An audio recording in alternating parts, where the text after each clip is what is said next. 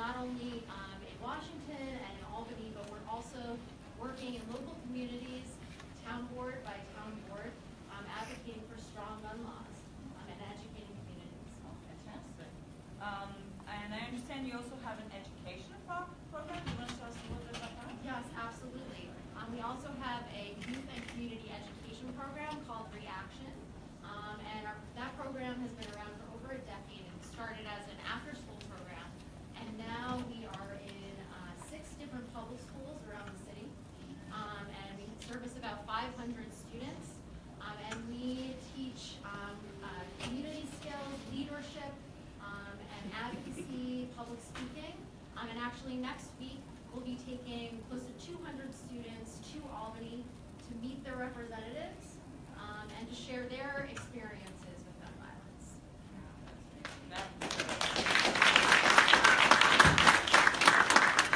Education is where it's at.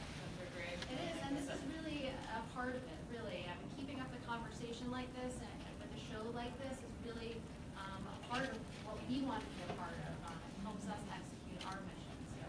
We hope to bring this play to schools as well eventually.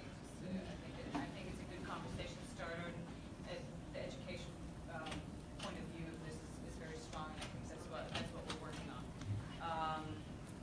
So can you tell us briefly about some of the advocacy initiatives that New York Against Gun Violence is working on right now? Sure. I'll tell you about one. We support a lot of strong, reasonable gun legislation that's pending right now at the state level. And in particular, one bill that we're supporting is a bill that would reduce suicide rates and prevent mass shootings. It would empower family members to petition for a court order to remove guns from the homes of their loved ones who might be in crisis. And it's been passed in other states and really shown to be effective. So that's one of the initiatives that we've been working on. Great. Okay, why did you personally get involved in anti-gun violence work? So my good friend is from Newtown, Connecticut, and her son was in the 1st grade at Sandy Hook School on the day of the massacre. He was right across the hall from where the shootings occurred, and he hid under his desk while it was happening. And I was actually in touch with my friend on that day, and there was a period of time where she didn't know if her son was alive. And that just shook me to the core. I was a lawyer at the time, and I just felt like I needed to roll up my sleeves and get involved and find a way to be useful. And so I started as a volunteer. And over the course of the last several years, it's evolved, and I found New Yorkers Against Gun Violence. And I think that what is one of the most special things about this organization is that we really do bring together that advocacy and education component. Our work is not just advocating for strong gun laws, which have proven to reduce gun violence, but also we do this preventative work and restorative justice because we're looking to prevent mass shootings and also to address and combat violence that's happening on a day-to-day basis in communities that are disproportionately affected by gun violence. So It's interesting with all the, so far we've had Virginia Tech Victims Family Outreach Foundation, we've had every town here. As we get and Sandy Hook always comes up. Everybody, it seems like the trigger for a lot of people in their involvement, and it affected everybody except for, some people that can change legislation, but other than that, it's really affected everybody. And it was a defining moment, and I think that it's just critical that we all keep up that conversation and continue to share information and educate others to keep people engaged. And speaking of action, so what action can people take to get involved and address gun violence? So there are many different actions that people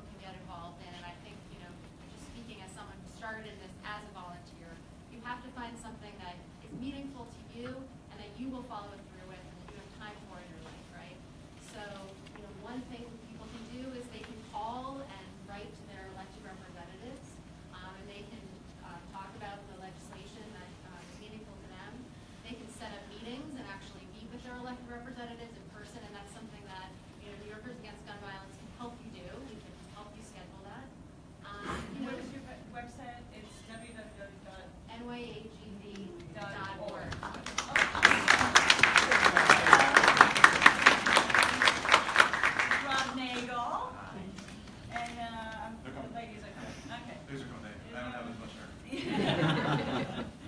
me get it all ready. And, just repeat the website for I everybody. interrupted that. Oh, that's all right. It's www.nyagv.org. And it's on bracelets. Take a bracelet, take a pin. All on our table outside. Yeah. And we can help organize like an educational event at your local community center, at your faith organization. Share information on social media and donate so that organizations like ours can continue to pursue our mission on your behalf. Fantastic. Round of applause.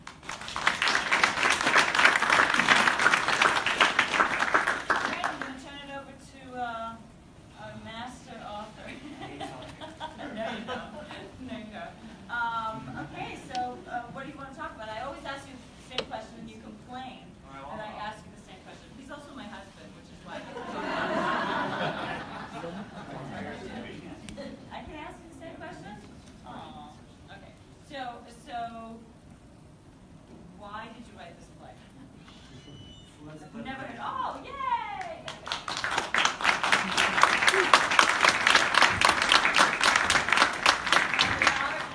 And Krista Scott Reed.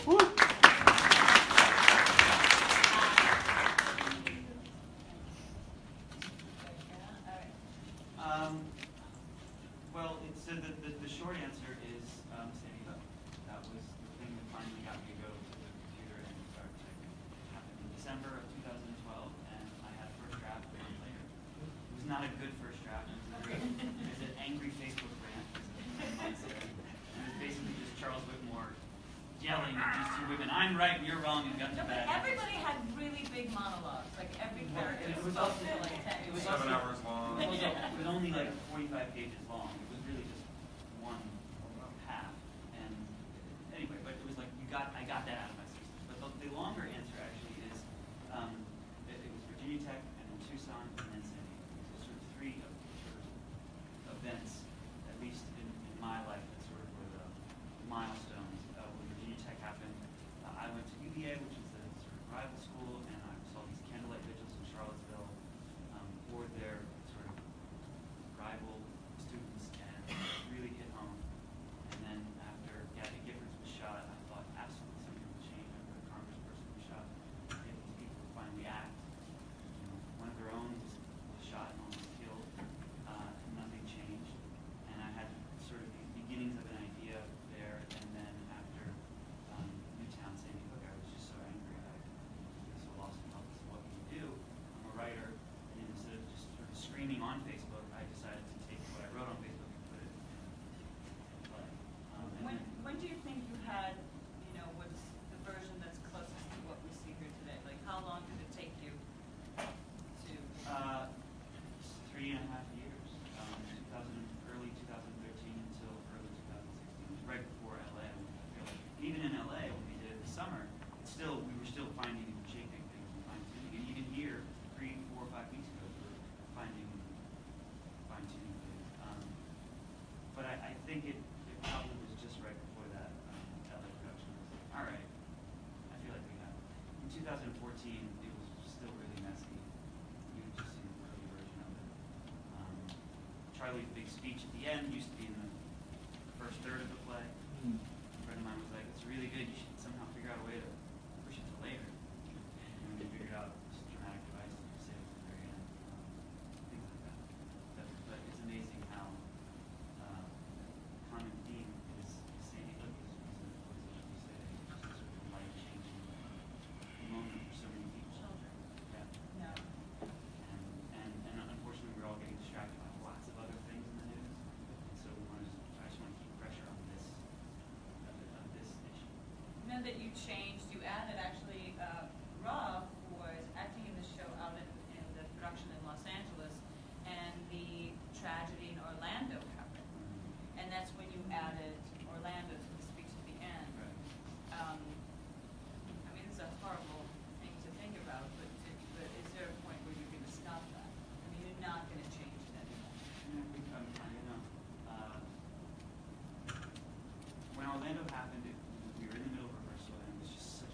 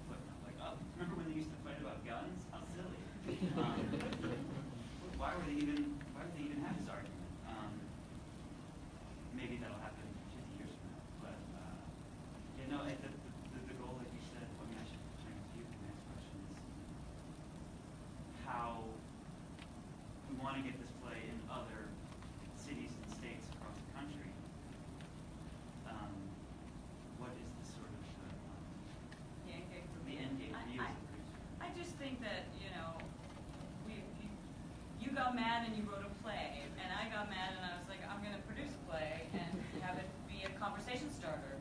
I wanted, this is why we're creating evenings like this, not just for organizations, but we're going to have these weekly talkbacks where I want people to maybe change their minds a little bit, you know, start seeing this as changing their mind through art.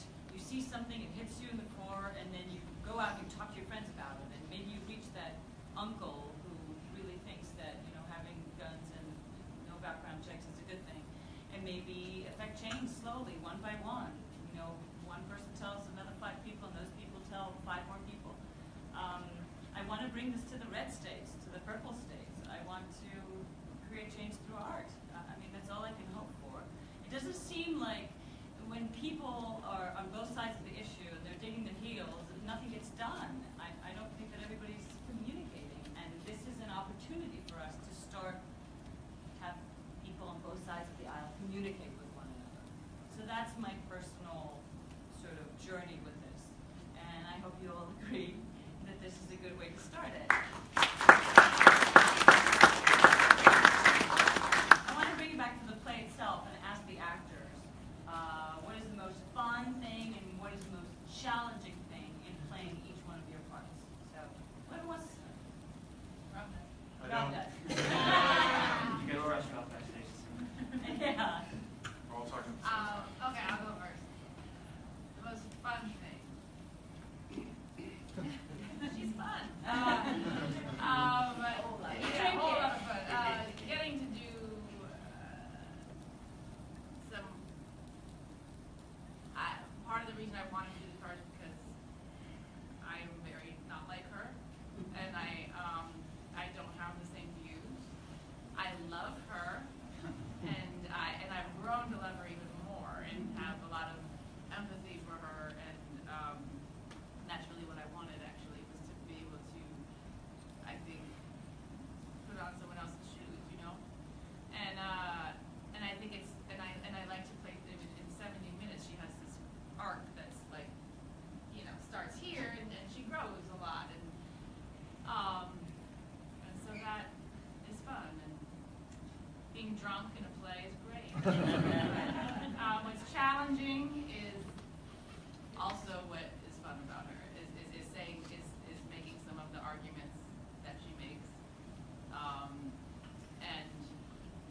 and feeling at times the humor, you know, just hoping that it, you know, that it works in this play, but I think it does, and I think what I feel very strongly, and I think Jason has been brilliant in creating this, is that I think that humor serves to pack the punch. I mean, you're laughing, and then all of a sudden, oh gosh, you know, and I think the humor comes from these people being human. I think it's, and their flaws, and I don't think it's gratuitous.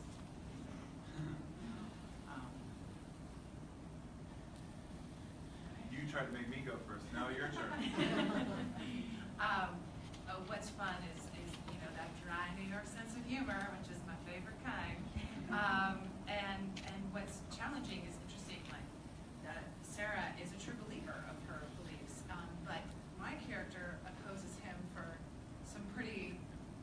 some less authentic reasons. I mean, I'm not even a Republican. I'm a New York Democrat. I don't believe in these beliefs, yet I'm ready to sell them to the highest bidder because I want that job. I want the White House. I want now to have 6 you know, candidates elected, not just 5. And so to make a human, relatable character that doesn't just seem, gosh, how can she sell her soul down the river for this? It's obviously less of a challenge once he changes her, once he gets into her heart. But you know, that is a challenge to make sure that this is a human person that you don't disdain just because she's like, whatever for the election, anything for the election. But it's ultimately very fun to play. And the last little tiny challenge is making sure nobody rolls their eyes when I say that I'm Jewish, because I'm not Jewish. You're not Jewish? Not going to shock me. Wait a minute.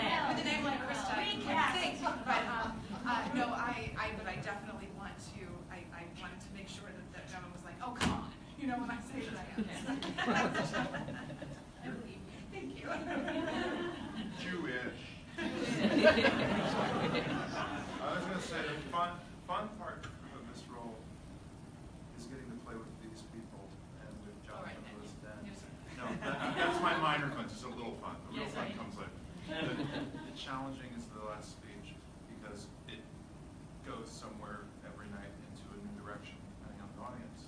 And for about 20, 25 minutes after the show, I'm just not myself. I act like myself so everyone thinks everything's okay, but I'm really kind of in a weird state of coming down from it. After the gunshots, you were awake during the gunshots. There were gunshots in the play.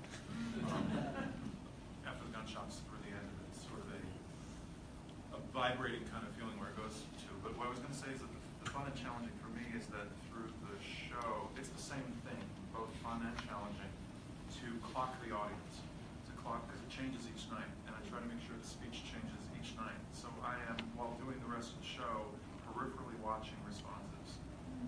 When I see a woman in the front row turn to her husband or boyfriend, partner, whoever she's with, and put a hand on her leg, and a hand on his leg, and touch his shoulder, I'm thinking, okay, I'm reading that as someone affected by gun violence over the line that just happened. Now, it may not be that, maybe he had heartburn, but my version of it is that she's reaching out to him because he needs something, or someone else will grab a hand, or another person will wipe their eyes. It could be allergies. I'm reading it as they're getting an emotional effect to that. Some people are going along with the more religious things, and I can see a nod of a head peripherally. I'm clocking that so I can talk to them in the final speech with parts that are important to them. So I can personalize it for them. And that's a real joyous, fun challenge because it feels like, particularly in this production, it was the case in the other production in Los Angeles, but I couldn't see the audience clearly. In this production, I'm talking to the convention, I'm talking to the supporters, I'm talking to people. And it changes each night because we have new people here each night and new responses. And if I may interject as someone who watches Rob intently every night do that, and it's so true. It is different and full and real every night in a different way that tonight I felt like, given the wonderful organization who's represented here tonight, that it was particularly emotional for me. That was what I took away from tonight. There is truth in that, yes. The challenging nights are the nights when I know that there are people who are deeply devoted to this, bettering this cause, deeply devoted to this cause and to bettering our world. When those organizations are here, whether it's Everytown for gun safety, or New Yorkers Against Gun Violence, or the Kentucky Against Family Outreach Foundation, or San Diego Promise, or Planned Parenthood for that matter. I mean, these groups that come and join with us, it means something else to them. And you can feel the victims in the room on those days. I know that's kind of weird, but you can. You can feel the importance, the weight in the room. And just, you rarely have a chance to do a play. You know, we make believe. It's no profession for an adult person. But it's really great because our bosses change really quickly. But we get a chance to sometimes do something that feels like it matters a little more. And that's what this one feels like. So everybody will have to come back again to see how, every night, just come again and see what, you had a question. You said, Rebecca said, I have a question. So what is your question? Well, I can ask you a question, and then you can ask me a question. I'm wondering if your views on guns and the complexity of changing, the issue politically has changed since this play began and your involvement with it. Do you have any answer? What was that louder? Yeah. Through our involvement, I'll try to say. Thank you.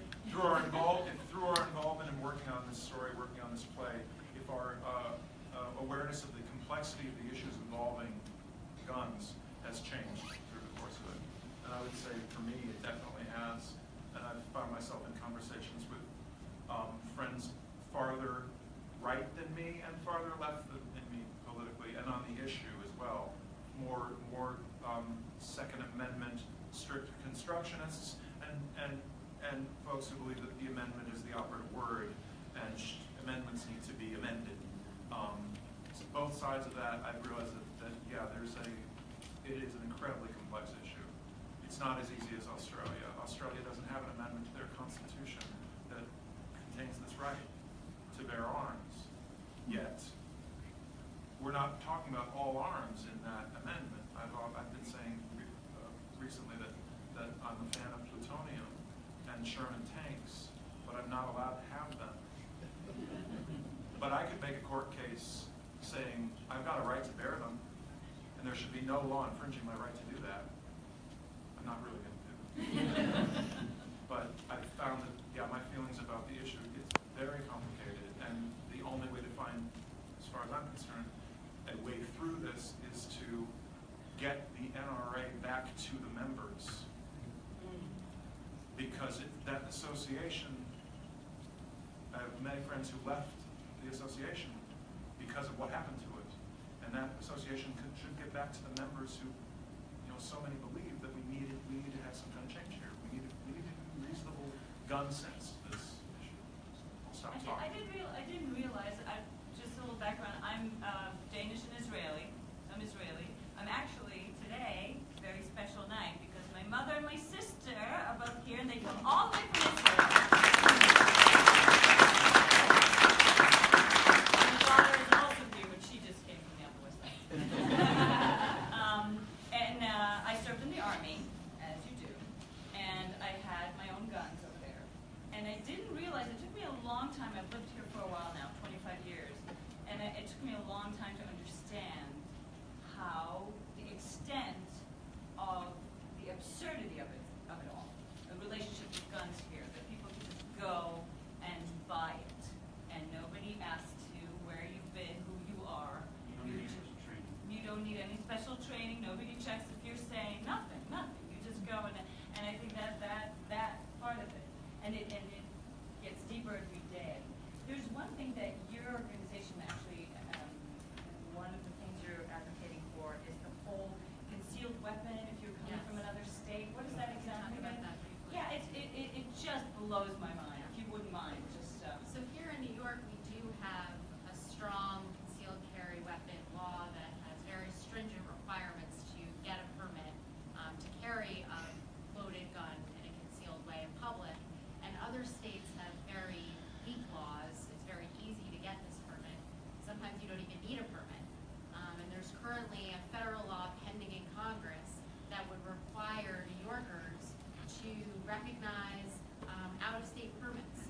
So that means that someone could be visiting New York and have their permit and be walking around Times Square with a hidden loaded gun in the subway, and any of these frenetic, chaotic, areas of our city. It's unimaginable, and so we are one of many advocate organizations that is doing everything that we can to raise visibility on this particular piece of legislation and oppose it loudly and clearly. So I hope that you'll get behind us on that. Just one example of many, and that's what I'm learning every day, how absurd it is. Unfortunately, we don't have time today for questions from the audience, but all of these nice people are available to you right after we're done here, and you can corner them and ask, grab them, right? Available for price. Very low price. I'm just going to add, yeah. as you said, add to, it's interesting that, and I know that the future of this is going to be everybody give and take, and if nobody go piece by piece. But frankly, I want them all gone. And it's only intense. That's been my feeling before, and it's only intensifying now. I want to ditch. I want them on a different planet, and then I don't understand.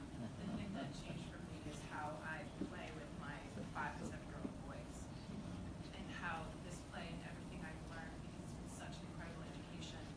Because 5 to 7-year-old boys, we don't allow toy guns in our house, and they will take Legos and make a gun out of it. They will take anything and make a gun out of it. And the way the conversation has shifted in our house has been, it used to, now it's a whole other conversation, and it's so, for me, it's about how I'm raising my kids to think about guns and talk